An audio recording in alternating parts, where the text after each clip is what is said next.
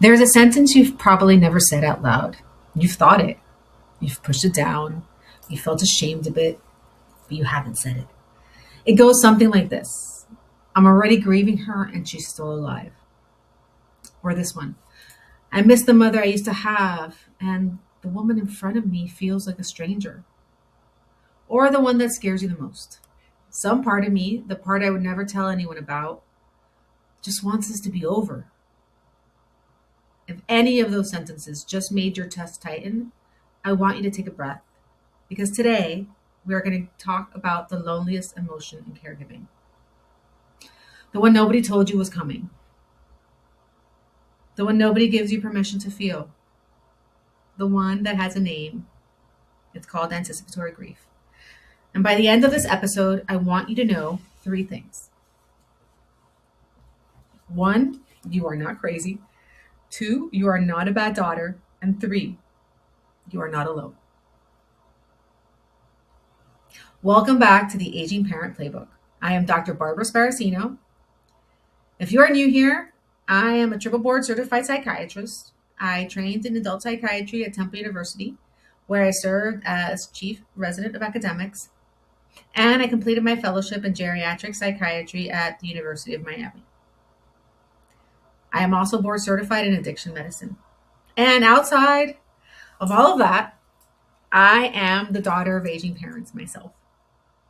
This podcast exists for one reason: to be the voice in your ear when you are in the parking lot of the doctor's office, when you are folding laundry at 11 o'clock at night, when you are lying awake wondering if you are the only person in the world who feels the way you feel right now. I'm here to let you know you are not. Today's episode is one I have wanted to record for a long time, because in my work with daughters caring for aging parents, this is a topic that gets whispered. Not asked, not discussed, whispered. Usually towards the end of the session, when someone has been brave enough to say the thing she's been carrying alone. And every single time, when I name what she's feeling, I watch her shoulders drop and relax. Sometimes she cries. She usually lets out a sigh, and most of the time she says some version of the same sentence: I thought it was just me. And no, it's not just you. It has a name, and today you are going to hear it. So in part one, I want to define what anticipatory grief actually is. So let's start with the simple part, the clinical part, because as a psychiatrist, I want you to have the language. Anticipatory grief is grief that begins before the loss, right? It's the mourning you do while the person you love is still right in front of you. It's that slow, sometimes terrible recognition that the person you knew, the person who raised you, the person who was your mother or your father, is changing, disappearing bit by bit, becoming someone you have to learn how to love all over again. Researchers have a phrase for this. They call it watching 1,000 little deaths. Every time your mother forgets your child's name, a little death. Every time your father needs help with a button, a little death. Every time you walk into the kitchen and realize she has not noticed you came in, a little death. Every time the person you used to call for advice becomes the person you have to give the advice to, a little death. And here's what nobody told you: you are allowed to grieve every single one of these. In our culture, we have one socially acceptable kind of grief: the comeback comes in the end, after a funeral. There are casseroles, there are condolence cards, there is a script. People know what to say to you even when they say it badly. But anticipatory grief has none of that. There is no funeral, there is no card, there is no acceptable way to walk into work and say, I'm losing my mother a little bit at a time, and it's breaking my heart. Oh, and she's still alive. So you don't say it. You carry it, you smile in meetings, you answer the texts, you make the appointments, you show up at our house with groceries, And inside, quietly, you are mourning someone who is sitting right across from you. That is anticipatory grief. And it is real. And it is one of the most studied, most documented, most under discussed emotional experiences in the entire field of geriatric psychiatry.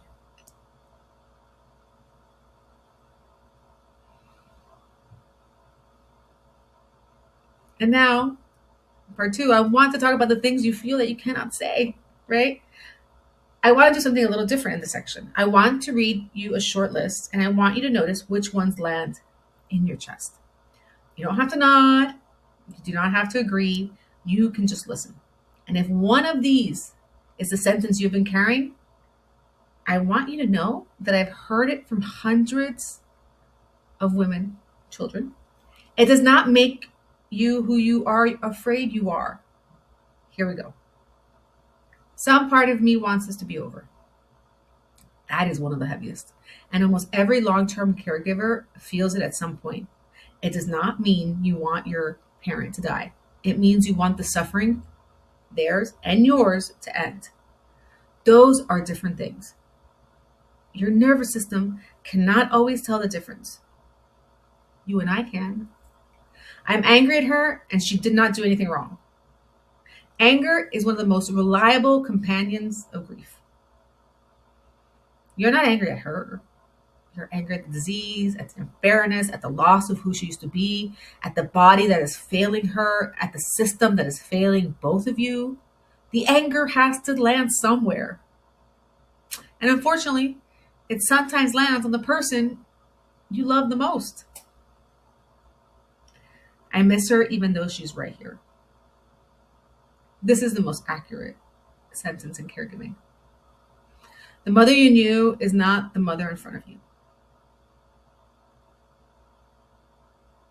Both of those statements can be true at the same time. You are allowed to grieve the first one while caring for the second.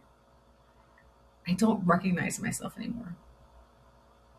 This one I want to spend a little extra time on. Because caregiver burnout in the literature is usually described as exhaustion. And it is exhaustion. But for daughters in particular, it's also identity loss. You used to be a professional, a wife, a mother, a friend, a woman with hobbies and inside jokes and a body she liked. And then caregiving moved in. And one by one, those parts of you went quiet. You didn't abandon them. They got crowded out. There is a difference. And you can find your way back. I'm supposed to be grateful that she's still here. And I don't always feel grateful. Gratitude and grief are not opposites. They live in the same room. You can be grateful she's here and exhausted by what staying here is costing her and you. Both can be true. If any of those sentences just hit you here, I want you to put your hand there for a moment. Just rest it there. You are not alone in this. You are in the company of every daughter and son who has ever loved a parent through their decline, which is statistically almost every daughter who has ever lived. Part 3, why your friends may not get it. One of the things I hear most often from the women I work with is some version of like, I cannot talk to anyone about this. Their best friends don't get it because their parents are still healthy. Their parents don't get it because they are tired of hearing about it. Their siblings don't get it because they are not in the trenches the way you are. Their colleagues don't get it because work is supposed to be where you escape the rest of your life. Their mothers cannot get it because their mothers are the situation. So you are surrounded by people and alone. There are reasons for this, and I want to share them with you. Because understanding why people cannot meet you here will help you stop expecting them to. Reason 1, anticipatory grief is invisible. There is no event for people to react to.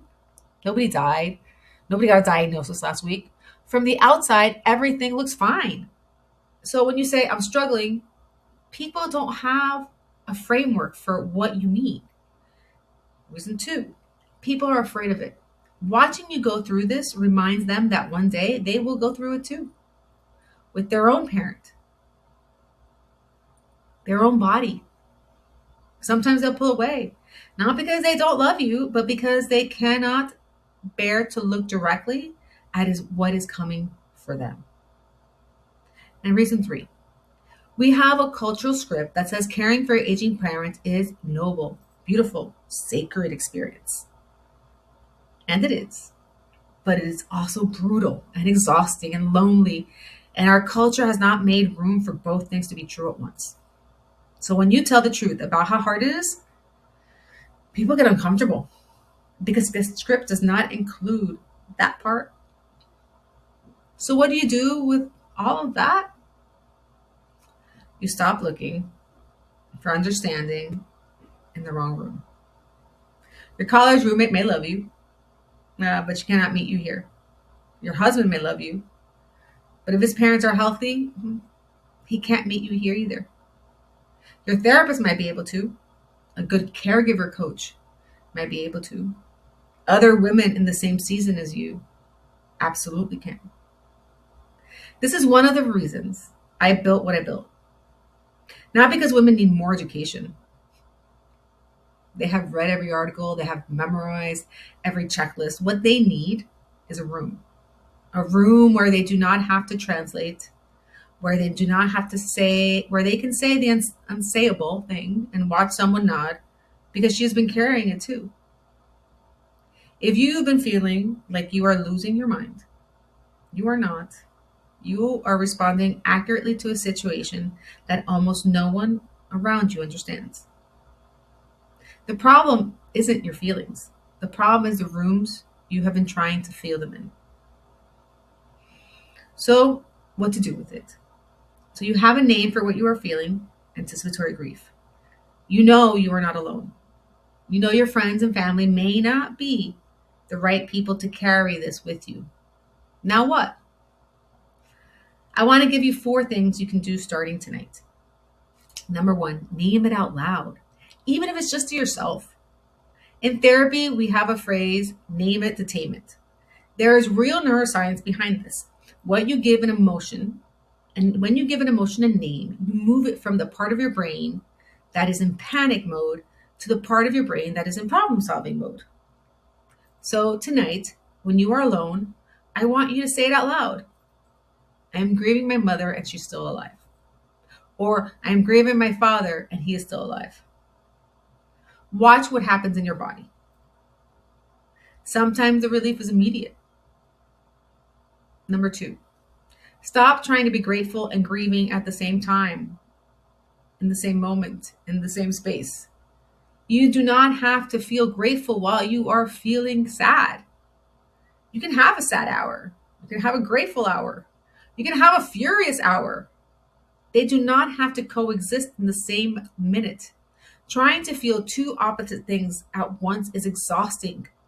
It is one of the reasons you feel so depleted. Let one feeling have you for a while. The next one will come on its own. Number 3, find one person who can hear it. Just one. It does not have to be a whole community. And it does not have to be a perfect therapist. Is there one?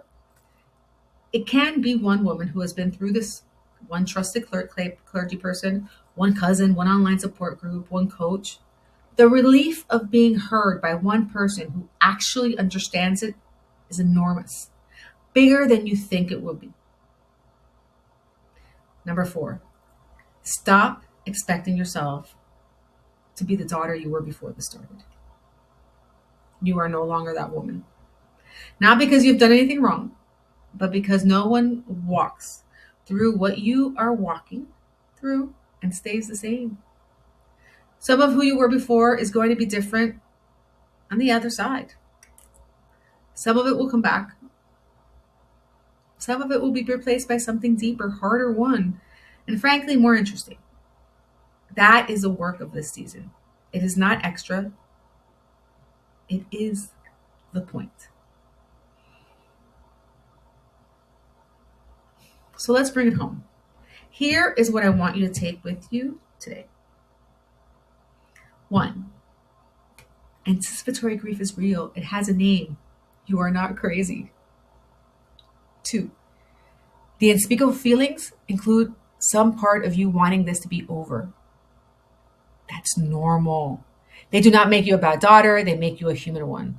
3, the reason you feel alone is not because something is wrong with you, it is because the people around you do not have the framework, the perspective to meet you here. 4, there are 4 things you can do tonight. Remember, name it. Stop forcing gratitude and grief to coexist.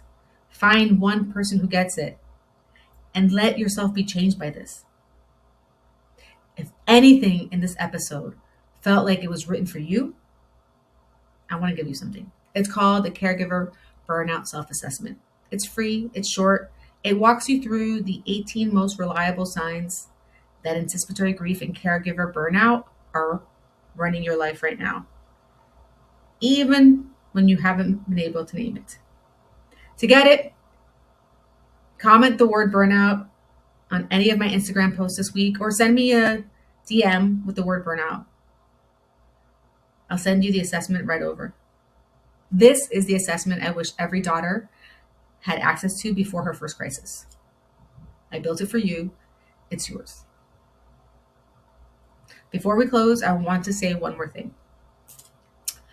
If today's episode hit hard and you're sitting in your car or in your kitchen or in bed feeling something you have not been something you've been carrying alone for a long time, I want you to know something. The fact that you love your mother enough to grieve her now before she's gone is the most profound evidence of love I know. The grief is the love. They are the same thing. You are not losing your mind. You are losing your mother. And the part of you that is grieving is the part of you that has loved her best. I see you. I am proud of you, and I'm right here with you. This is the Aging Parent Playbook.